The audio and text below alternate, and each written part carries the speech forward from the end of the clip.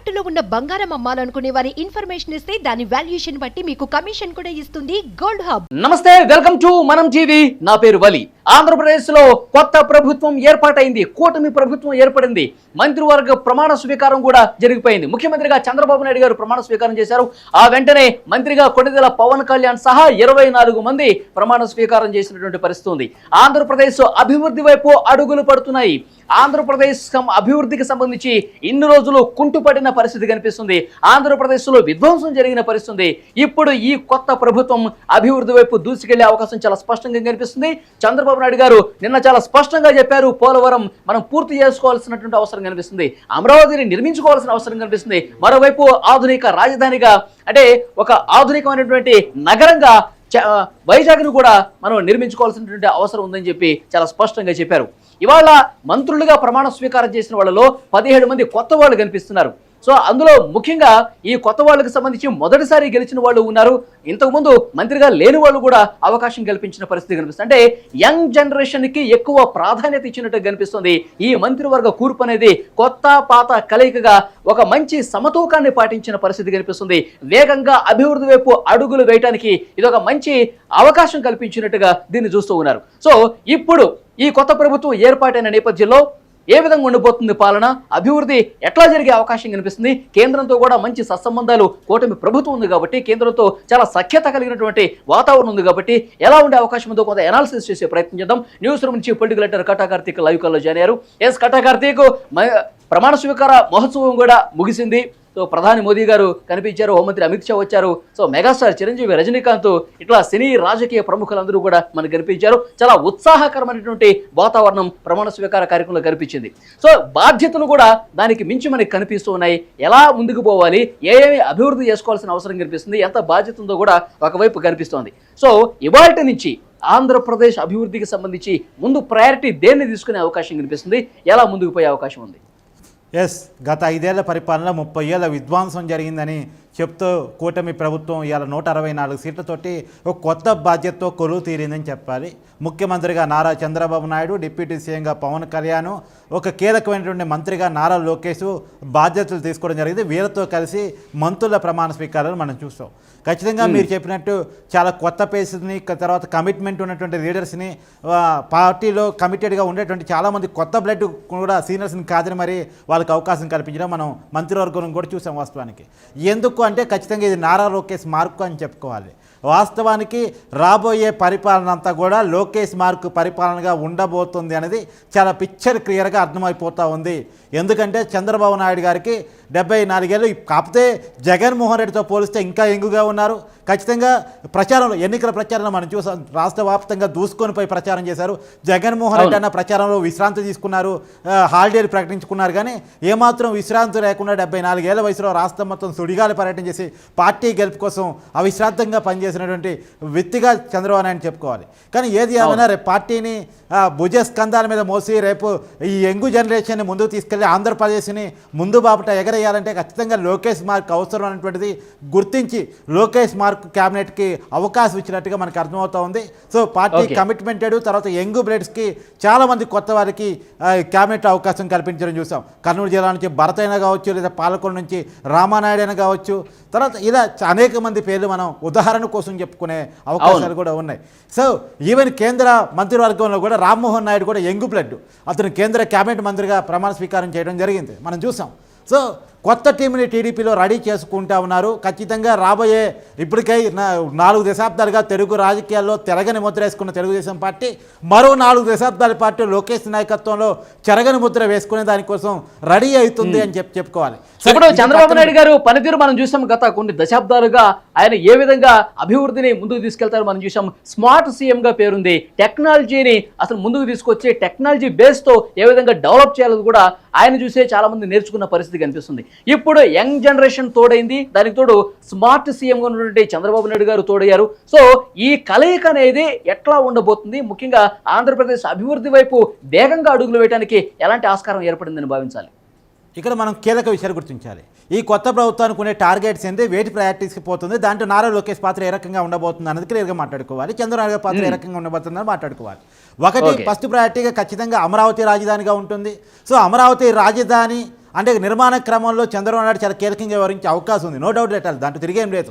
నారా లోకేష్ దీంట్లో కంపెనీలు తీసుకురావడంలో, దీంట్లో ఐటీ వాస్తవానికి మనం హైదరాబాద్ చూసాం, హైదరాబాద్ని ఐటీ హబ్గా మార్చి సైబరాబాద్ని నిర్మించిన ఘనత చంద్రబాబు నాయుడుదే. ఇవాళ హైదరాబాద్ ఇంత ఘనంగా ఉంది అంటే ఈవెన్ ఆయన అంటే ఇష్టపడిన వ్యక్తులు కూడా, ఆయన రాజకీయంగా వ్యతిరేకించే వ్యక్తులు కూడా, టీడీపీ అంటే ఏమాత్రం నచ్చిన వ్యక్తులు కూడా ఒప్పుకుంటారు. చంద్రబాబు నాయుడు వల్ల హైదరాబాద్ ఈ స్థాయికి ఎదిగింది. ఐటీని హైదరాబాద్లో నిర్మించి ప్రపంచంలోని అగ్రగామి ఐటీ సిటీగా హైదరాబాద్ని మార్చింది చంద్రబాబు నాయుడు అన్న విషయాన్ని ఒప్పుకుంటారు. ఇప్పుడు అమరావతిని అలా మార్చాలంటే ఖచ్చితంగా ఆ పనిని ఖచ్చితంగా నారాలోకి తీసుకోవాల్సిన అవసరం ఉంది. అందుకని ఖచ్చితంగా ఐటీ శాఖ తీసుకుంటారనేది కూడా మనకు తెలుస్తుంది. మనకు తెలుసు 2014 తర్వాత ఆయన మంత్రిగా నారా లోకేష్ చంద్రబాబు క్యాబినెట్లో చేరిన తర్వాత అనేక కంపెనీని మనకి హైదరాబాద్ నుంచి కూడా, హైదరాబాద్ చాలా ఫేమస్ సిటీ, అప్పటికి రాజధాని లేనటువంటి ఆంధ్రప్రదేశ్కి పట్టుకెళ్ళిపోయారనేటువంటి ఘనత నారా లోకేష్. ప్రపంచవ్యాప్తంగా అనేక మందిని ఆకర్షించి, అనేక పెట్టుబడులు ఆకర్షించి కంపెనీలు పెట్టించిన ఘనత నారా లోకేష్. కాకపోతే దురదృష్టం కొద్దీ 2019లో తెలుగుదేశం ఓడిపోవటం, జగన్మోహన్ రెడ్డి గారు అధికారంలో రావటం, పెట్టిన కంపెనీలన్నీ పారదోరటం, తర్వాత ఇన్వెస్ట్మెంట్ రాకుండా చేయటం, కంపెనీ యజమానులు భయపడేలా చేయటం, తర్వాత చేసుకున్న ఒప్పందాలను కూడా ఉల్లంఘించడం, ఇవన్నీ మనం చూసాం. కానీ మళ్ళా అంటే పోలింగ్ కి కొద్ది రోజుల ముందు కూడా, కార్తీక్ పోలింగ్ కు కొద్ది రోజుల ముందు కూడా మంగళగిరిలో ఒక మీటింగ్ పెడుతుంటే సో యంగ్ ఎంటర్ప్రైనర్స్ చాలా తీవ్రమైనటువంటి ఆవేదన వ్యక్తం చేస్తున్న పరిస్థితి కనిపిస్తుంది. మంగళగిరిలో కొన్ని స్మార్ట్ కంపెనీలు వచ్చాయి, ఐటీకి సంబంధించిన కొన్ని కంపెనీలు వచ్చాయి, అవన్నీ కూడా బయటకు వెళ్ళిపోయిన పరిస్థితి అని చెప్పి ఆవేదన వ్యక్తం చేశారు. వైసీపీ ప్రభుత్వం మీద సో దునుమాడిన పరిస్థితి కనిపించింది, అంత ఆగ్రహం కనిపించింది. సో వచ్చేది మన ప్రభుత్వమే, మన ప్రభుత్వం వచ్చిన తర్వాత గతంలో ఏవైతే కంపెనీలు వచ్చాయో వాటిని తీసుకొచ్చే బాధ్యత నాదే అని చెప్పి నారా లోకేష్ చెప్పిన సందర్భం కూడా ఉంది. ఎస్, మనం అనేక కంపెనీలు తరమేసిన జగన్ ప్రభుత్వంతో పోలిస్తే ఖచ్చితంగా కంపెనీలు తీసుకురావడంలో, ఆంధ్రప్రదేశ్ యువతకు ఉపాధి మార్గాలు కల్పించడంలో, ఆంధ్రప్రదేశ్ యువతకు ఉద్యోగ అవకాశాలు కల్పించడంలో ఖచ్చితంగా నారా లోకేష్ ముందుంటారు అనేటువంటిది క్లియర్గా అవుతుంది. సో ఎవరికి తెలియని ఒక క్లియర్ కట్ ఇన్ఫర్మేషన్ కూడా మనం టీవీ వేదికగా మనం గతంలోనే చెప్పాం. చంద్రబాబు నాయుడు ఒక కీలక అంశం తోటి ఆంధ్రప్రదేశ్ రాజకీయాలు గుడ్ బై చెప్పబోతున్నారు. మోస్ట్లీ మనకున్న సమాచారం మేరకు పోలవరం ప్రాజెక్ట్ను ఓపెన్ చేసి ఆంధ్రప్రదేశ్ రాజకీయాల నుంచి రిటైర్డ్ అయ్యి ఆయనకు ఆల్రెడీ ఆఫర్గా ఉన్నటువంటి డిప్యూటీ ప్రైమ్ మినిస్టర్గా జాతీయ రాజకీయాల్లోకి వెళ్ళిపోబోతున్నారు.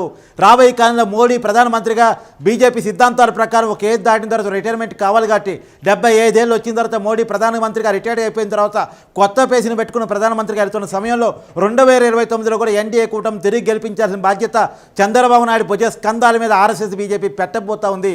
ఆ బాధ్యతను చంద్రనాయుడు నెత్తిన పెట్టుకోబోతా ఉన్నారు. దేశవ్యాప్తంగా ఎన్డీఏ కూటమి ఏ పద్ధతిలో నడపడం, ప్రాంతీయ పార్టీలన్నింటినీ కోఆర్డినేట్ చేసి ఎన్డీఏని బలోపేతం చేయడం, ఆ దిశగా చంద్రబాబు నాయుడు రాజకీయాలు నడపబోతా ఉన్నాడు. 2.5 years తర్వాత నారా లోకేష్ ఆంధ్రప్రదేశ్ ముఖ్యమంత్రిగా బాధ్యతలు తీసుకోబోతా ఉన్నాడు. దానికి అనుసంధానంగానే ఇప్పటి నుంచే వర్క్ స్టార్ట్ అయిందని చెప్పాలి. నారా లోకేష్ మార్క్ పరిపాలన, Nara Lokesh mark cabinet, Nara Lokesh mark team అంతా రెడీ అయిపోయిందని మనం క్లియర్గా చెప్పుకోవచ్చు. దీంట్లో మనకి కొత్త పేజీలు ఎవరు ఊహించని చెప్పని పేర్లన్నీ బయటకు వచ్చాయి. ఖచ్చితంగా క్యాబినెట్లు ఉన్నాయంటే ఖచ్చితంగా నారా లోకేష్ పాత్ర. ఇంకో విషయం చెప్తా ఉన్నాను, బీజేపీ నుంచి సత్యకుమార్ యాదవ్ కాకుండా కూడా చంద్రబాబు నాయుడికి దగ్గరగా ఉండే కొంతమంది మనుషులు ఉంటారు అని చెప్పి అనుకున్నప్పటికీ కూడా బీజేపీకి ఒకటే ఇచ్చారు. అది కేవలం వాళ్ళు అడిగినటువంటి బీసీ సమాజ వర్గానికి సంబంధించి సత్యకుమార్ యాదవ్కి ఇచ్చారు. నారా లోకేష్ చాలా క్లియర్గా ఉన్నారు, మనకి పార్టీకి బీసీలు వెన్నెముక, బీసీలకి హైయెస్ట్ ప్రయారిటీ ఇవ్వాలి, మనకి చెంచాలు ఉదే వాళ్ళకి, బాకాలు బాదే వాళ్ళకి, ప్రజలతో సంబంధం లేకుండా రాజకీయాలు చేసే వాళ్ళకి కాదు. ఒకటి జనంతో ఉండేవాళ్ళు, 2 పార్టీతో కమిట్మెంట్గా ఉండేవాళ్ళు, 3 ఖచ్చితంగా పనిచేస్తారు, తాము తీసుకున్న మంత్రి పదవికి న్యాయం చేయగలరు అనుకున్నటువంటి వ్యక్తులకి ఇవ్వాలి. ఈ 3 క్రైటీరియాలతో మంత్రి పదవులు ఇచ్చినట్టు మనకు కనపడుతుంది. ఈ 3 క్రైటీరియాతో ఆంధ్రప్రదేశ్ పని విధానం, రాబోయే మంత్రుల పని విధానం కూడా ఉండబోతుంది అనేటువంటిది క్లియర్గా మనకు అర్థమవుతున్న విషయం. 2014 నుంచి 2019 వరకు టీడీపీ అధికారంలో ఎవరైతే బాగా పనిచేశారన్న పేరుందో, ఎవరెవరైతే పార్టీ కోసం, ప్రజల కోసం, రాష్ట్రం కోసం శ్రమించారు అనుకునే వ్యక్తులు ఎవరైతే ఉన్నారో వాళ్ళకి మాత్రమే తిరిగి అవకాశం కల్పించారు. వాళ్ళకి మాత్రమే. ఇప్పుడు పార్టీ ఇవన్నీ కాదు, రాష్ట్రం ముఖ్యం, రాష్ట్రాన్ని తిరిగి నిర్మించుకోవడం ముఖ్యం. కాబట్టి కష్టపడిగా పనిచేయగలిగినటువంటి వాళ్ళు 2029లో అంటే ఈ అభివృద్ధి డిస్టర్బ్ కాకుండా 2019 వరకు టీడీపీ చేసిన అభివృద్ధి 2019లో ఓడిపోవడం వల్ల డిస్టర్బ్ అయింది. అమరావతి రాజధానిగా ముందుకెళ్ళిపోతూ ఉంటే 2019 ఓడిపోవటం వల్ల జగన్మోహన్ రెడ్డి సీఎం కావటం వల్ల అమరావతి రాజధాని లేకుండా చేసి 3 క్యాపిటల్స్ అని పెట్టేసి 3 ముక్కలాటి జనంతో ఆడుకొని రాజధాని లేని రాష్ట్రంగా ఆంధ్రప్రదేశ్ చేసిన పరిస్థితి మనకు తెలుసు. ఆమ్రాన్ కంపెనీని పంపించిన బ్యాటరీ కంపెనీని పంపించిన విషయం తెలుసు. చిత్తూరు నుంచి సెల్ కంపెనీని పంపించిన విషయం తెలుసు. కియా ఫ్యాక్టరీ వస్తే దానికి అనుసంధానమైన కంపెనీ రాకుండా చేసిన విషయం తెలుసు. అడానీ డేటా సెంటర్ 1,00,000 కోట్లతో ఒప్పందం జరిగితే 25,000 కోట్ల వరకే వచ్చిన విషయం మనకు తెలుసు. అంటే జగన్మోహన్ రెడ్డి పరిపాలనలో ఏదైతే ఒప్పందాలు జరిగాయో, ఏదైతే కంపెనీలు వచ్చున్నాయో అవన్నీ వెనకనట్టం, రాజధాని లేకుండా చేయటం, ఉపాధి మార్గాలు లేకుండా చేయటం, ఇవన్నీ జగన్మోహన్ రెడ్డి చేశారు. కాబట్టి మళ్ళా పాత మార్గంలో 2014 ఏ శ్రమ అయితే జరిగిందో, 2014 నుంచి 2019 వరకు ఏ శ్రమ అయితే జరిగిందో ఆ శ్రమ తిరిగి మళ్ళా చేయాల్సిన పరిస్థితులు ఏర్పడ్డారు. కానీ ఇప్పుడు చాలా వరకు కంపెనీలు కూడా కార్తీక్, చాలా కంపెనీలు ఇప్పటికే టచ్లోకి వచ్చినట్టుగా తెలుస్తుంది. గతంలో ఏవైతే ఇక్కడ ఒప్పందాలు రద్దు చేసుకుని ఇతర రాష్ట్రాలకు కొన్నైతే దేశాలనే దాటి వెళ్ళిపోయిన పరిస్థితి కనిపిస్తుందంట. సో వాళ్ళందరూ కూడా ఇప్పుడు మనం చూసాం, ప్రమాణ స్వీకారం కాకముందే అమరావతిలో దగదగలాడే పరిస్థితి కనిపిస్తుంది. పిచ్చి చెట్లను పూర్తిగా 100 జేసీపీలతో క్లియర్ చేసి చదును చేసే కార్యక్రమం చేశారు.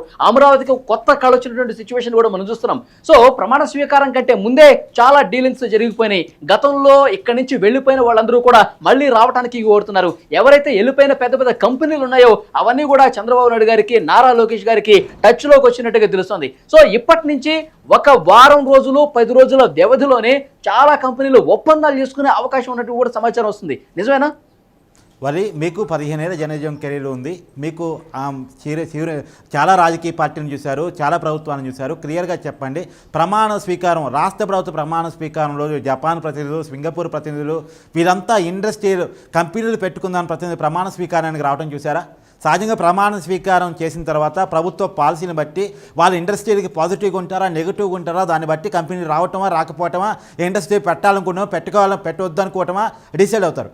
కానీ చంద్రబాబు నాయుడు సీఎం అవుతున్నారు, నారా లోకేష్ మంత్రి అవుతున్నారు అనేది తెలిసిన తర్వాత చాలామంది విదేశస్తులు, విదేశీ కంపెనీలకు సంబంధించిన ఇన్వెస్టర్స్, భారతదేశ రాజకీయాలతో సంబంధం లేనటువంటి వాళ్ళు, భారతదేశ రాజకీయాలు తెలియనటువంటి వాళ్ళు, ప్రత్యేకించి ఆంధ్రప్రదేశ్లో ఏ రాజకీయ పార్టీ ఏంటో తెలియనటువంటి వాళ్ళు కూడా ఈ వ్యక్తులను చూసి, ఈ మనుషులను చూసి, వీళ్ళ మనస్తత్వాలు తెలుసు కాబట్టి, వీళ్ళు ప్రో ఇండస్ట్రీలు ఉంటారు కాబట్టి, వీళ్ళు ఇండస్ట్రీని కంపెనీని అట్రాక్ట్ చేస్తారు కాబట్టి, వీళ్ళు ఇండస్ట్రియల్ ఫ్రెండ్లీగా ఉంటారు కాబట్టి వీళ్ళంతా వచ్చారు.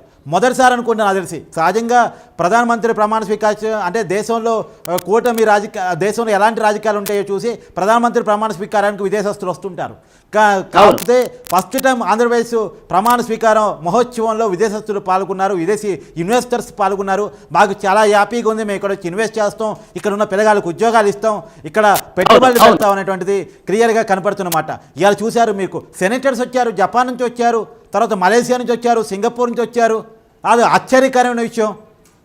అదే మనం చూడొచ్చు, రాబోయే కాలంలో ఆంధ్రప్రదేశ్లో నవశకం, మీరు ఏదైతే బీజేపీ పెట్టుకున్నారో ఖచ్చితంగా ఆంధ్రప్రదేశ్లో నవశకం రాబోతా ఉంది. కొత్త రకం. ఇప్పటి వరకు ఏ విద్వాంసం, ఇప్పుడు చంద్రబాబు నాయుడు గారు ముందే చెప్పారు, కార్తీక్ నా మొదటి సంతకం మెగా డిఎస్సి వైపే, ఆ సంతకం మీదే ఉంటుంది, ఆ ఫైల్ మీద ఉంటుందని చెప్పి చాలా స్పష్టంగా మేనిఫెస్టోలో పెట్టారు. చాలా సభలో కూడా చెప్పిన పరిస్థితి కనిపిస్తుంది. అంటే ఉపాధ్యాయ పోస్టులకు సంబంధించి ప్రభుత్వ పరంగా ఏవైతే ఆగిపోయినాయో, గత ప్రభుత్వం పూర్తిగా నిర్లక్ష్యం చేసిందో, సో ప్రభుత్వ ఉద్యోగాలు ఉపాధ్యాయ పోస్టులు వస్తాయి. ఒకవైపు ఇట్లా కంపెనీలు తీసుకొచ్చి, ఫ్యాక్టరీలు తీసుకొచ్చి, సో ఇంటర్నేషనల్ కంపెనీలు కూడా తీసుకొచ్చి ప్రైవేటు ఉద్యోగాలు కూడా వేలాది సంఖ్యలో ఇవ్వబోతున్నారు. సో ఎవరైతే నిరుద్యోగులు ఉన్నారో ఆంధ్రప్రదేశ్లో, ఇక్కడ ఉద్యోగం రాక ఇతర రాష్ట్రాలకు వెళ్ళిపోయి కూలీ పనులు చేసుకుంటున్న యువత కూడా వేల సంఖ్యలో ఉన్నారు. సో వాళ్ళందరికీ మంచి రోజు వచ్చినట్టే భావించాలా? ఎస్, ఆంధ్రప్రదేశ్ ప్రభుత్వంలో టీడీపీ హయాంలో 2014 నుంచి 2019 వరకు అనేక ఉపాధి మార్గాలు కల్పించబడ్డప్పటికీ కూడా 2019 తర్వాత వైసీపీ చెప్పింది మేము 2,50,000 ఉద్యోగాలు ఇచ్చామని చెప్పింది. ఆ 2,50,000 ఉద్యోగాల్లో సగం పైన ఉద్యోగాలు వాలంటీర్ ఉద్యోగాలు మాత్రమే, మిగతా సచివాలయ ఉద్యోగాలు. వాళ్ళకి కనీస గౌరవ వేతనం లేదు, కనీస వేతనం లేదు. కానీ వాళ్ళని కూడా వైసీపీ పెట్టిన వాలంటీర్లను కూడా కనీసం ఇప్పుడు టీడీపీ ప్రభుత్వం ఓన్ చేసుకుంటున్న పరిస్థితి. వాళ్ళకి జీతాలు 5,000 నుంచి 10,000కి పెంచుతున్న పరిస్థితి. వాళ్ళకి ఇచ్చిన 5,000 జీతం కూడా ఎలా ఇచ్చారంటే 50 ఏళ్ళకి అంటే 100 రూపాయలు చెత్త పన్ను చేసి ఆ చెత్త పనిని 50 ఇళ్ళు 50 ఇంటూ 100 5,000 రూపాయలు ఇస్తే వాళ్ళ చేతిలో జీతంగా పెట్టిన పరిస్థితి మనం చూసాం. సో ఉద్యోగాలు లేని పరిస్థితి నుంచి ఖచ్చితంగా ఉద్యోగాల క్రియేషన్ జరుగుతున్నటువంటి ప్రస్తుత పరిస్థితిని చూస్తూ ఉన్నాం. మొదటి సంతకమే మెగా డిఎస్ఎంఐ చంద్రబాబు గారు సంతకం పెడుతున్నారంటేనే రాబోయే కాలంలో ఏపీలో ఎలాంటి పరిస్థితులు ఉండబోతున్నాయి, యువతకి ఎలాంటి అవకాశాలు ఉండబోతున్నాయని చెప్పగానే చెప్పినట్టే కదా. సో ఇంకో విషయం చెప్తున్నాను, గవర్నమెంట్ ఉద్యోగాలు చాలా పరిమితిగా ఉంటాయి, చాలా లిమిటెడ్గా ఉంటాయి, సంఖ్యాపరంగా చాలా తక్కువ ఉంటాయి. కానీ ప్రైవేట్ ఉద్యోగాలు విపరీతంగా ఉండే అవకాశం ఉంది, కంపెనీలు వచ్చే అవకాశం ఉంది. ఐటీ హబ్గా ఖచ్చితంగా ఇటు అమరావతి కానీ అటు వైజాగ్ కానీ రెండు కూడా ఐటీ హబ్గా మారే అవకాశం ఉంది. తర్వాత వైజాగ్ ఉన్న అనేకటువంటి సంపాదన మార్గాలు, ఎందుకంటే అది వైజాగ్ అనేటువంటిది అక్కడ సముద్రం దగ్గరలో ఉంది, సముద్ర తీర ప్రాంతానికి అనువుగా ఉన్నటువంటి ప్రాంతం కాబట్టి అది ఆదాయ మార్గానికి బాగుండే ప్రాంతం కాబట్టి అక్కడి నుంచి ఖచ్చితంగా ఆర్థిక రాజధానిగా వైజాగ్ని చేసుకోబోతున్నామని ఇప్పటికే చంద్రబాబు గారు ప్రకటించారు. ఒకటి సంపాదన మార్గంలో వైజాగ్ని, తర్వాత పర్యాటక రంగంలో వైజాగ్ని, తర్వాత ఐటీ హబ్గా అమరావతిని, ఇలా ఆంధ్రప్రదేశ్లో ఖచ్చితంగా యువతకి అంటే నలువైపులా అభివృద్ధి ఉంటుంది. రాష్ట్రం మొత్తం కూడా ఈసారి పూర్తి స్థాయిలో అభివృద్ధి చెందే స్కోప్ కనిపిస్తుంది. ఆ రకంగా సో యాక్షన్ ప్లాన్ ఉదాహరణ కూడా మీరు చూస్తున్నాం. రాయలసీమలో కియా, అనంతపురంలో కియా పెట్టారు కదా, అమరావతిలో ఐటీ కంపెనీలు చూసాం కదా, తర్వాత data centre, Adani data centre లాంటి అనేక కంపెనీని వైజాగ్లో ఆకర్షించడం మనం చూసాం కదా. అంటే 2014 నుంచి 2019 వరకు కూడా అమరావతి రాజధానిగా ప్రకటించినప్పటికీ కూడా నలువైపులా అభివృద్ధిని చేశారు. రాయలసీమలో కూడా అభివృద్ధిని చూశారు, మన పట్టిసీమ ప్రాజెక్టును చూసాం మనం. సో ఎంత అవకాశాలు ఉన్నాయి, ఏ రకమైన అవకాశాలు ఉన్నాయి, అన్ని విషయాలు కూడా. ఒకవైపు ఏమో పోలవరం ప్రాజెక్టుని ఎంత ఉరుకులు పెట్టించారో అదే క్రమంలో పట్టిసీమ ప్రాజెక్టు కూడా అంతే ఉరుకులు పెట్టి చేపించారు చంద్రబాబు నాయుడు. కానీ వైసీపీ అధికారులకు వచ్చిన తర్వాత పోలవరం పక్కన పడిపోయింది, పట్టిసీమ పక్కన పడిపోయింది, ప్రాజెక్టులు లేకుండా పోయింది, రాజధాని లేకుండా పోయింది, కంపెనీలు లేకుండా పోయాయి. కానీ ఇప్పుడు మళ్ళీ అవన్నీ రాబోతూ ఉన్నాయి. 1-2 సంవత్సరాల్లో పోలవరం కంప్లీట్ చేయటం, 2 ఖచ్చితంగా ఐటీ కంపెనీని తర్వాత ఇతర కంపెనీని ఆకర్షించడం, కియా అనుసంధాన కంపెనీని మళ్ళీ అమరావతికి పట్టుకురావటం, అదానీ డేటా సెంటర్ గతంలో 25,000 కోట్ల పరిమితం అయిపోయింది, దాన్ని ఖచ్చితంగా మళ్ళీ 1,00,000 కోట్లకి పట్టుకురావటం, తర్వాత ప్రకాశం జిల్లాలో కాగితం ఫ్యాక్టరీ అంటే వచ్చే కంపెనీని వైసీపీ చర్యల వల్ల రాకుండా పోయింది, మళ్ళీ ఆ కంపెనీని పట్టుకురావటం, పారిపోయిన కంపెనీని మళ్ళీ తిరిగి తీసుకురావటం, అనేకమైనటువంటి సాఫ్ట్వేర్ దిగ్గజాలని, టీసీఎస్ లాంటి దిగ్గజాలని ఖచ్చితంగా ఆంధ్రప్రదేశ్లో బ్రాంచ్లు ఏర్పాటు చేసేలా చర్యలు తీసుకోవటం, ఇవన్నీ కూడా రాబోయే కాలంలో జరగబోతున్నాయి అనేది మనకు అర్థమవుతున్న విషయం. ఆంధ్రప్రదేశ్ అభివృద్ధి వైపు అడుగులు పడిపోయినాయి. ఇక కొత్త శకం అనేది ప్రారంభమైంది, నవ శకం అనేది ఈ రోజు నుంచే ప్రారంభమైన పరిస్థితి కనిపిస్తుంది. నారా లోకేష్ మార్కు కూడా చాలా స్పష్టంగా కేబినెట్ లో కనిపిస్తుంది. యువ రక్తం కనిపిస్తుంది, కొత్త ఆలోచనలు, యువ ఆలోచనలు ఈసారి కేబినెట్ లో ఉన్న నేపథ్యంలో అభివృద్ధి మరింత వేగంగా ముందుకు తీసుకెళ్లే పరిస్థితి కనిపిస్తుంది. రాష్ట్రం నలువైపులా అభివృద్ధి చెందే దిశగా యాక్షన్ ప్లాన్ కూడా రెడీ చేసినట్లుగా సమాచారం వస్తోంది.